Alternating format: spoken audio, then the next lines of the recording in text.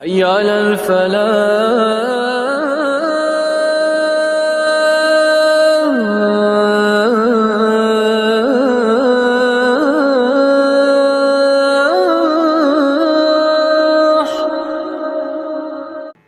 توحید اسلام کا وہ پہلا رکن ہے جس کے بغیر نہ نمازیں، نہ عبادت، نہ ہی روزے، نہ ہی حج، نہ ہی زکوٰۃ، یہاں تک کہ آپ کا کوئی بھی عمل، کوئی بھی عبادت جو رب کی بارگاہ میں آپ پیش کرنا چاہتے ہیں، جو رب کے لیے آپ کرنا چاہتے ہیں، وہ توحید کے بغیر قابل قبول نہیں ہے۔ جب تک اس میں توحید نہیں ہوگی تب تک آپ کا کوئی بھی عمل رب کبریا کی بارگاہ میں قابل قبول ہے ہی نہیں۔ اس کی مثال کچھ یوں لے لیجئے کہ اگر آپ کوئی مشروب پی رہے ہیں، کوئی بھی مشروب ہے، اس کے اندر ناپاکی ڈال دی جائے، چاہے وہ ایک قطرہ ہی کیوں نہ ہو، کیا آپ اس کو پینا گوارا کریں گے؟ اسی طریقے سے اگر ایک حرام جانور ہے، اس جانور کے اوپر آپ ایک نہیں لاکھ بار بھی بسم اللہ اللہ اکبر پڑھ کے پھونک کے اس کو ذبح کریں گے، کیا وہ کھانے کے لیے حلال ہو جائے گا؟ ہرگز نہیں، ہرگز نہیں۔ اسی طریقے سے توحید کے بغیر کوئی بھی عمل رب کی بارگاہ میں قابل قبول ہے ہی نہیں۔ جب تک توحید نہیں ہوگی تب تک آپ کا کوئی عمل اللہ کی بارگاہ میں قابل قبول ہی نہیں۔ جب آپ اس کتاب کا نام لیتے ہیں، کتاب التوحید کا نام لیتے ہیں، تو یہ سارے لوگ اچانک سے یہ کہیں گے کہ جی یہ کتاب لکھنے والا جو بندہ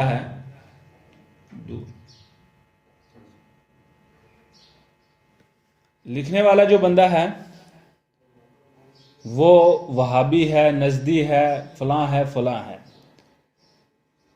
سب سے پہلے میں آپ کو یہ بتا دوں کہ محمد ابن عبد الوہاب رحمہ اللہ کون تھے، کہاں پہ پیدا ہوئے؟ محمد ابن عبد الوہاب جو اس کتاب کے مؤلف ہیں، کتاب کو لکھنے والے ہیں، ان کا تعلق نجد سے تھا۔ نجد کہتے ہیں پہاڑی سلسلے کو، پہاڑی علاقے کو، اور وہ ہے ریاض کی طرف، ریاض سعودی عربیہ کے اندر۔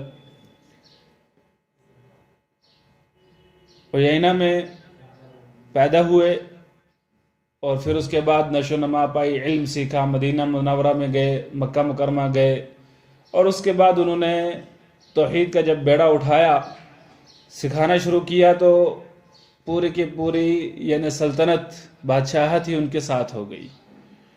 اور جب ان کو یہ ساتھ ملا تو اس کی وجہ سے ایک مملکت قائم کی جس کا نام المملکۃ العربیۃ السعودیہ ہے۔ یہ عربی مملکت توحید قائم ہوئی جب نیک لوگوں کا اور اچھے حکام کا ساتھ یکساں ہوا۔ تب کتاب اگر آپ کسی کو دیتے ہیں تو وہ دیکھتا ہے، پہلے سے نام دیکھتا ہے، دیکھتے ہی فوراً کتاب کو واپس رکھ دے گا، نہیں پڑھے گا، دیکھنا بھی گوارا نہیں کرے گا، اس کتاب کو کھولنا بھی گوارا نہیں کرے گا، دیکھے گا بھی نہیں اس کے بیچ میں لکھا کیا ہے۔ اگر آپ اسی کتاب کا، یہاں تک کہ ہم نے دوران تعلیم یہ کئی سارے اپنے مشائخ سے، اساتذہ سے سنا کہ انہوں نے کہا کہ ہم نے کئی بار کچھ جو صوفی عقائد کے لوگ ہیں ان کو یہ کتاب دینی چاہیے، تو جیسا اس کا کور دیکھا، اس کے اوپر نام دیکھا محمد بن عبد الوہاب رحمہ اللہ کا، تو فوراً کتاب کو واپس رکھ دیا، کہا لے جاؤ، ہمیں نہیں چاہیے، یہ ہم نہیں پڑھیں گے، یہ وہابی، یہ گستاخ رسول، یہ فلاں، یہ فلاں، یہ فلاں، لمبی چوڑی باتیں۔ جب اسی کتاب کا کور، شروع کا جو پہلا پیج ہے جس پہ نام وغیرہ لکھا ہے، وہ پھاڑ کے انہوں نے اندر کی جو اصل کتاب ہے وہ دے دی، انہوں نے پڑھنی شروع کی تو کہنے لگے یار اس میں تو صرف قرآن کی آیات ہیں اور احادیث مبارکہ، اس کے علاوہ تو کچھ ہے ہی نہیں۔ کہا یہ وہی کتاب ہے جس کو اگر آپ ٹائٹل کے ساتھ دیں گے تو آپ لینا گوارا نہیں کرتے.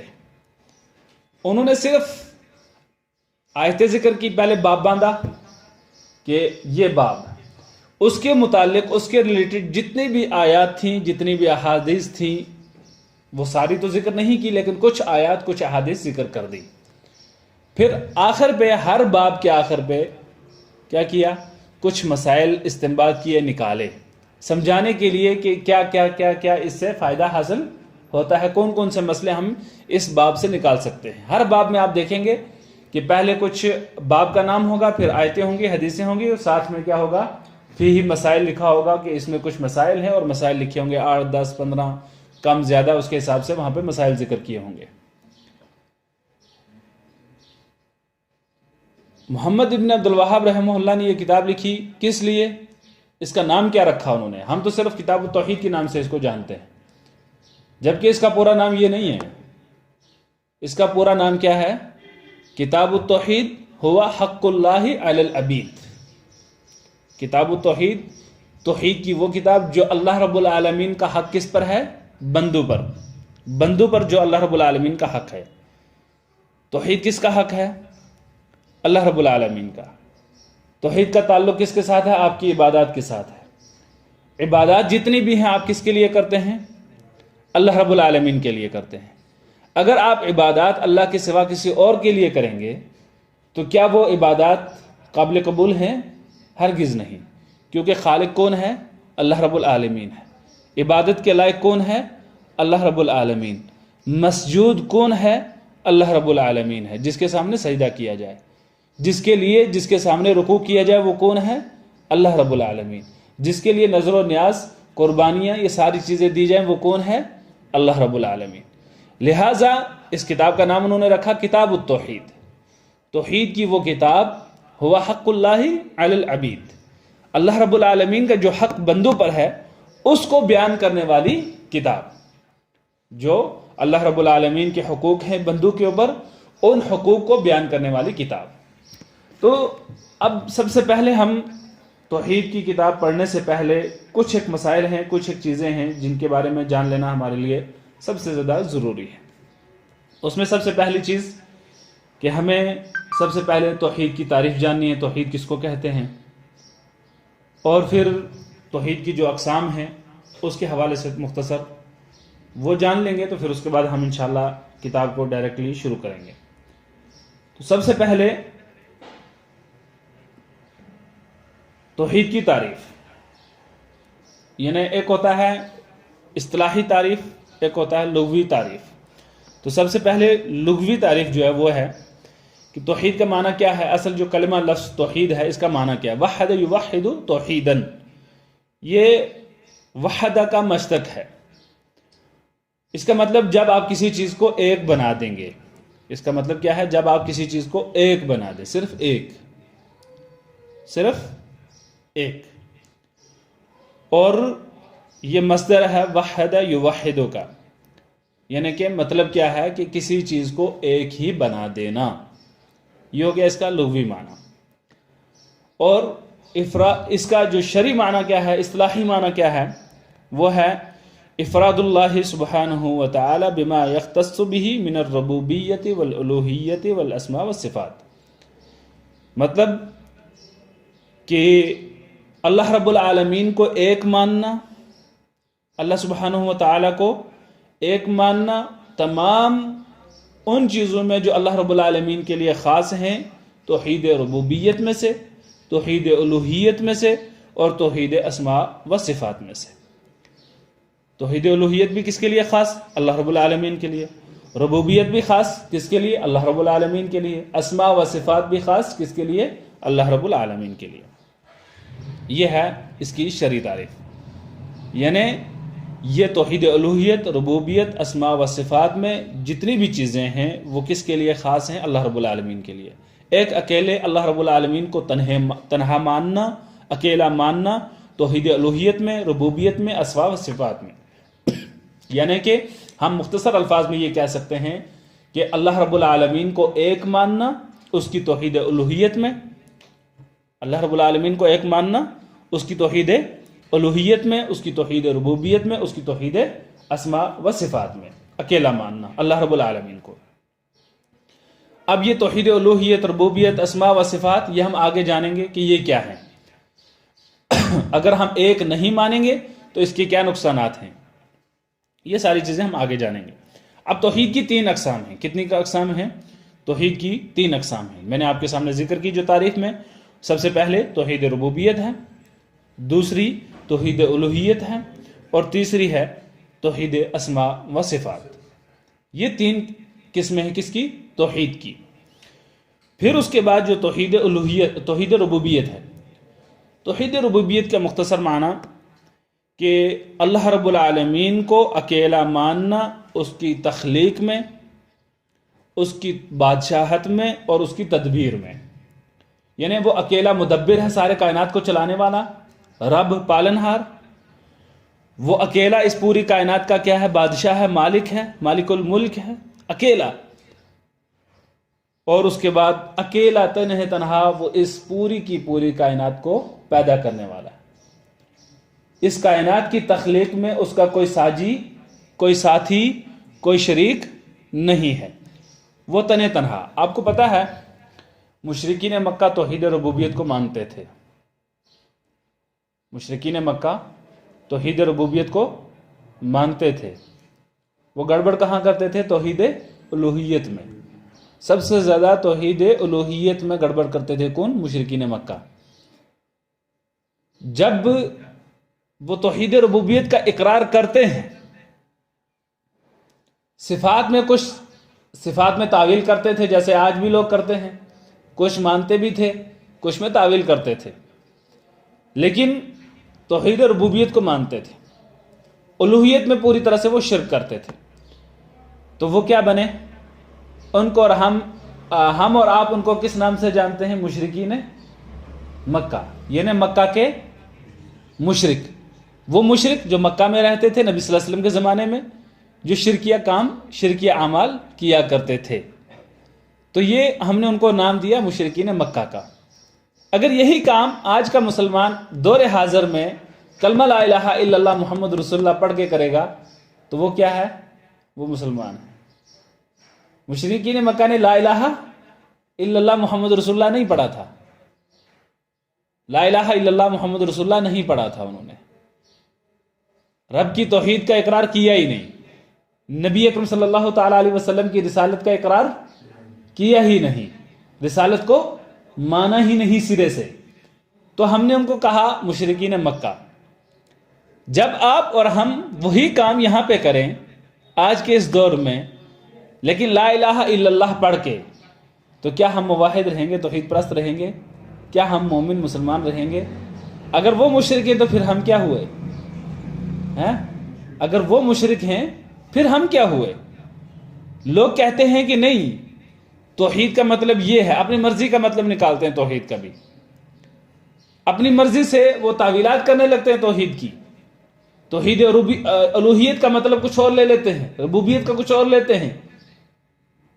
پھر اگر مشرکین مکہ یہ کہیں کہ یہ لات و منات و عزا، یہ سارے جتنے بھی معبودان باطلہ جن کی وہ عبادت کیا کرتے تھے، پوجتے تھے، یا مکہ کے اندر بیت اللہ شریف کے اندر 360 بت تھے، یا اس کے علاوہ جو بیت اللہ کے مطاف میں جو طواف کرنے والی جگہ وہاں پہ جو چیزیں رکھی ہوئی تھی، ان کی اگر وہ پرستش کرتے ہیں، پوجا کرتے ہیں، تو کیا ہوتا ہے؟ وہ یہ کہتے ہیں کہ یہ لوگ ہمیں اللہ کے قریب کریں گے۔ کیا کریں گے؟ اللہ رب العالمین کے قریب کریں گے۔ یہ اللہ کے نیک لوگ ہیں، انبیاء کی مورتیاں ہیں، صالحین کی مورتیاں ہیں، اور نیک لوگوں کے یہ مزارات ہیں، صالحین کے، انبیاء، فرشتوں کے بعد، یعنی اللہ رب العالمین کی مخلوق میں سب سے افضل مخلوق کون ہے؟ انبیاء کرام ہیں۔ کون ہے؟ انبیاء کرام۔ اگر انبیاء کرام کی مورتیاں بنا کے بیت اللہ میں رکھی جائیں، ان کو سجدہ کیا جائے، تو وہ مشرک کیا ہیں؟ وہ مشرک۔ اور وہ یہ کہیں کہ یہ لوگ اللہ کے نیک لوگ ہیں، انبیاء ہیں، صالحین ہیں، یہ اللہ کے پاس پہنچے ہوئے لوگ ہیں، لہٰذا ہم ان کے پاس اس لیے آتے ہیں تاکہ یہ ہمیں اللہ کے قریب کریں گے۔ اللہ کے درمیان اور اپنے درمیان کیا بنا رہے ہیں؟ ان کو ایک واسطہ بنا رہے ہیں، ایک سیڑھی بنا رہے ہیں. وہ یہ بات کہتے ہیں تو ہم نے ان کو کیا کہا؟ مشرکین مکہ. آج ہم یہی کام کریں، ہم بھی آج یہی کام کریں. صالحین کو، اولیاء کرام کو ہم وہ مقام، وہ مرتبہ دے دیں جو انبیاء کو بھی نہ دیا، ہاں اس سے بھی بڑھ کر درجہ ہم دے دیں. پھر اس کے بعد کریں ہم ان سے بھی بدتر کام. انہوں نے مورتی بنا کے سامنے رکھی، آپ نے قبر کو لٹا دیا سامنے آپ نے، یا پیڑوں سے، پودوں سے، ان ساری چیزوں سے ڈرنا شروع کر دیا، ان کے اوپر جھنڈیاں باندھنی شروع کر دی، ٹلیں لٹکانی شروع کر دی، اور دوسرے کام کر دیے، نظر و نیاز چڑھانی شروع کر دی. پوچھا کیوں کیا؟ کہا کہ یہ نیک لوگ ہیں. کیا ہیں؟ نیک لوگ ہیں. یہ ہمیں کیا کریں گے؟ اللہ کے قریب کریں گے، یہ ہمارا وسیلہ بنیں گے. کیا بنیں گے؟ وسیلہ بنیں گے، واسطہ بنیں گے اللہ کے پاس پہنچنے کے لیے. کیونکہ رب بڑا ہے، ڈائریکٹ ہم جا نہیں سکتے، ہم گناہ گار ہیں. لہٰذا یہ نیک لوگ ہیں، اللہ کے بزرگ لوگ ہیں، لہٰذا ان کی بات اللہ رب العالمین سنیں گے. ہم نے ان کو کیا کر دیا؟ وسیلہ بنا لیا اور اللہ کے پاس پہنچنے کے راستہ بنا لیا، سیڑھی بنا لیا. اس کو مثال دیں گے، جی چھت پہ جانے کے لیے آپ کو سیڑھی کی ضرورت پڑتی ہے، پیڑ پہ چڑھنے کے لیے تنے کی ضرورت پڑتی ہے، اور اس طریقے کی کئی ساری مثالیں آپ کو دی جاتی ہیں. اب یہی سب تو وہ بھی کہتے تھے، پھر ان کے اندر نبی بھیجنے کی کیا ضرورت تھی؟ پھر اللہ رب العالمین نے یہ کیوں فرمایا قرآن کریم کے اندر کہ کتاب انزلناہ الیک لتخرج الناس من الظلمات الی النور، کہ ہم نے آپ کی طرف ایسی کتاب بھیجی ہے جس کے ذریعے آپ لوگوں کو اندھیروں سے نکال کر، کس سے؟ اندھیروں سے، گمراہیوں سے نکال کر روشنی کی طرف لائیں گے. اگر ایسا تھا، یہی سب کرنا ثواب تھا، اجر تھا، ثواب تھا، اور اسی کو اصل دین اگر مانتے ہیں تو پھر قرآن کریم کے بھیجنے کا مقصد کیا تھا؟ رسول اکرم صلی اللہ تعالی علیہ وسلم کی بعثت کا مقصد کیا تھا؟ پھر جب نبی اکرم صلی اللہ علیہ وسلم نے مکہ مکرمہ میں مارے کھائیں تو کیوں کھائی؟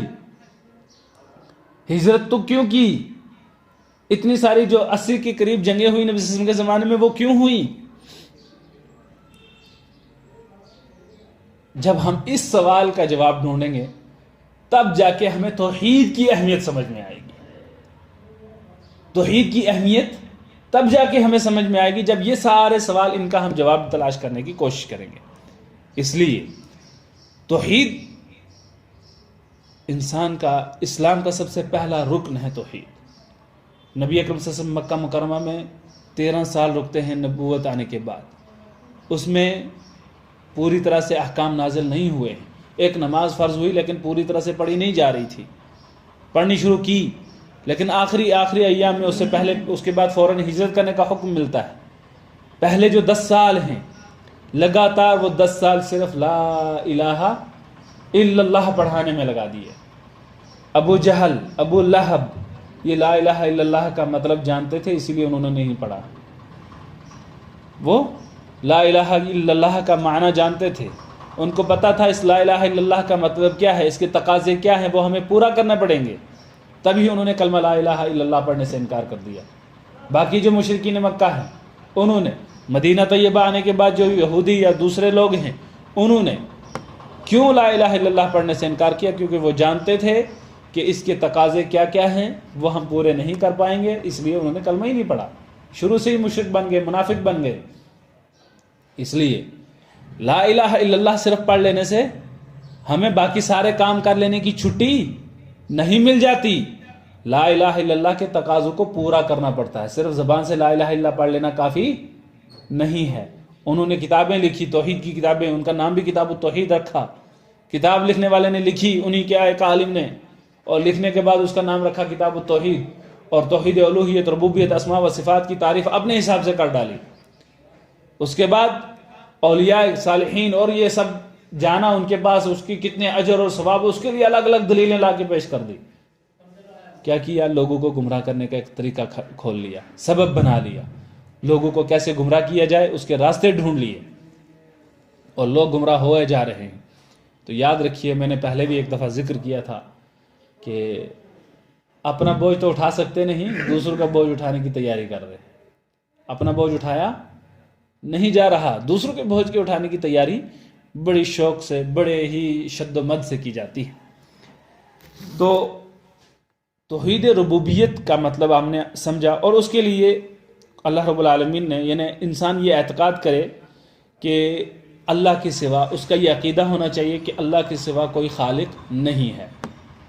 اگر اس کا یہ عقیدہ ہوگا کہ اللہ کے سوا کوئی خالق نہیں ہے، تو پھر جو لوگ کس کے پاس جاتے ہیں جب کسی کو اولاد نہیں ہوتی نا، 5-10 سال شادی کے بعد گزر گئے تو پہنچ گئے پیروں کے پاس کہ جی پیر صاحب اولاد دے دو۔ یہ کس کا کام ہے؟ یہ اللہ رب العالمین کا کام ہے۔ وہ جیسے جس سے چاہتا ہے، جب چاہتا ہے، جس وقت چاہتا ہے اولاد دیتا ہے، نہیں چاہتا نہیں دیتا۔ اس نے قرآن حکیم میں بیان فرما دیا۔ تو اگر آپ یہ عقیدہ بنا لیں گے کہ خالق اللہ کے سوا اور کوئی نہیں، دینے والا، خالق پیدا کرنے والا اللہ کے سوا کوئی بھی نہیں، یہ عقیدہ اگر پکا مضبوط ہو گیا تو پھر آپ کو ضرورت ہی نہیں پڑے گی کسی کے پاس جانے کی۔ تو اللہ رب العالمین قرآن حکیم کے اندر ارشاد فرماتے ہیں الا لہ الخلق والامر، الا لہ الخلق والامر، کہ اللہ رب العالمین، خبردار لوگوں سن لو، خبردار۔ الا جب لفظ استعمال ہوتا ہے عربی زبان میں تو وہ آپ کو متنبہ کرنے کے لیے، جیسے لوگ یہاں پہ کہتے ہیں نا ہوشیار، خبردار، سنو، یہ الفاظ استعمال کرتے ہیں، اسی طرح سے عربی زبان میں یہ لفظ استعمال ہوتا ہے لوگوں کو متنبہ کرنے کے لیے۔ الا، آپ یہ متنبہ ہو جائیے، متوجہ ہو جائیے، سن لیجئے، کیا سننا ہے؟ لہ الخلق والامر، کس کے لیے تمام کائنات کی پیدائش کس کی ہے؟ اللہ رب العالمین کے، پیدا کرنے والا اکیلا رب کبریا ہے۔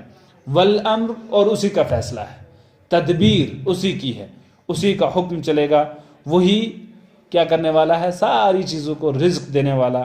دوسری جگہ اللہ رب العالمین نے ارشاد فرمایا هل من خالق غیر اللہ، هل من خالق غیر اللہ، کیا اللہ کے سوا کوئی اور خالق ہے جو یرزقکم، جو تم کو رزق دے، من السماء والارض، آسمانوں سے اور زمینوں سے؟ کون ہے جو اللہ کے سوا رزق دے سکتا ہے؟ کون ہے جو اللہ کے سوا زمینوں سے رزق اگا سکتا ہے؟ اللہ آسمانوں سے بارشیں نازل کرتا ہے، زمین طرح طرح کی سبزیاں، ترکاریاں، طرح طرح کی چیزیں اگاتی ہے زمین جو ہم کھاتے ہیں۔ اللہ رب العالمین آسمان سے بھی ہمیں رزق دیتا ہے، پرندے، ہواؤں میں اڑنے والے یہ پرندے ہم ذبح کر کے، پکڑ کے، شکار کر کے کھاتے ہیں۔ اسی طریقے سے زمینوں سے طرح طرح کی رزق اللہ رب العالمین عطا فرماتا ہے۔ ہر طرح کی جو نعمتیں اللہ رب العالمین کی یہ زمین نکالتی ہے، اور اس زمین کے اوپر اللہ رب العالمین آسمانوں سے بارشیں نازل کرتا ہے۔ یہ سارے کام اللہ رب العالمین کے لیے خاص ہیں، اور یہ ہے توحید ربوبیت۔ اس کے بعد توحید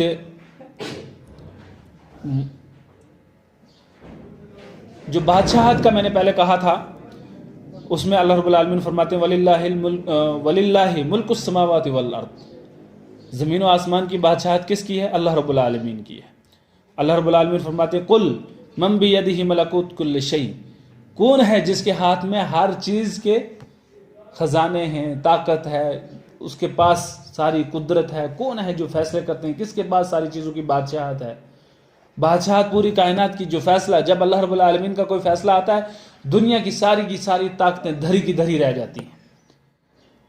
ابھی یہ کرونا وائرس جو آیا تھا، ایک چھوٹا سا وائرس جو کئی طرح کی مشینیں لگا کے جا کے کہیں نظر آتا ہے تھوڑا بہت کہ یہ وائرس ہے، وہ وائرس اس نے پوری دنیا کو نچا کے رکھ دیا، پوری دنیا کو نچا کے رکھ دیا، پوری دنیا گھروں کے اندر محصور ہو کے رہ گئی، پوری دنیا کو قید خانہ بنا دیا، جیل بنا دیا۔ دنیا کے جس بھی ملک میں جاؤ تو وہ گھر میں آپ کو محصور کر رہے ہیں، روک رہے ہیں، گھر میں رکو، الگ رہو، دور رہو۔ فاصلے بھی شفا ٹھہرے، پہلے نزدیکیاں اس کے فائدے ہوا کرتے تھے، لیکن اب فاصلے بھی شفا ٹھہرے۔ یہ اللہ رب العالمین ہے، یہ اللہ رب العالمین ہے۔ ما یعلم جنود ربک الا ہو، اللہ رب العالمین کے لاؤ لشکر اتنے ہیں کہ ان کے بارے میں کوئی بھی نہیں جانتا اللہ رب العالمین کے سوا۔ تو اس ایک چھوٹے سے وائرس نے پوری دنیا کو نچا کے رکھ دیا۔ یہاں پہ آپ سوچ سکتے ہیں کہ کس کے ہاتھ میں ہے بادشاہت؟ کون ہے جو مدبر ہے؟ کون ہے جو اس مصیبت کو، اس وبا کو ہٹانے والا ہے؟ کتنے لوگ مر گئے، کوئی بچا سکا؟ امریکہ اپنے آپ کو سپر پاور کہتا ہے، کیا امریکہ بچا سکا اپنی قوم کو؟ سب سے زیادہ لوگ کہاں مرے؟ رشیا اپنے آپ کو سپر پاور کہتا ہے، چائنا کہتا ہے، اور پھر ہمارا ملک، یہ ملک جس میں ہم اور آپ رہتے ہیں، یہ ملک بھی تو اپنے آپ کو بڑا کچھ کہتا ہے، لیکن لوگوں کو بچا سکا؟ مشینیں بچا سکی؟ بڑی بڑی توپیں، ایٹم بم کچھ کام آئے؟ ساری کی ساری چیزیں دھری کی دھری رہ گئی۔ لائے نا ایٹم بم گرائے اس کے کرونا وائرس کے اوپر، کیا ختم ہوگا اس سے؟ ہرگز نہیں۔ جتنی بڑی ٹیکنالوجی ساری کی ساری فیل ہے کرونا وائرس کے ساتھ۔ کتنا ٹائم لگ گیا ان کو ڈاکٹروں کو، سائنٹسٹوں کو اس کی ویکسین بنانے میں۔ ویکسین بنی بھی تو اس کے اوپر بھی کئی طرح کے اعتراضات ہیں۔ تو اس لیے کس کے ہاتھ میں ہے بادشاہت؟ تمام تر مخلوقات کی بادشاہت، اس کے فیصلے، اس کی تدبیر کس کے ہاتھ میں؟ اللہ رب العالمین کے ہاتھ میں ہے۔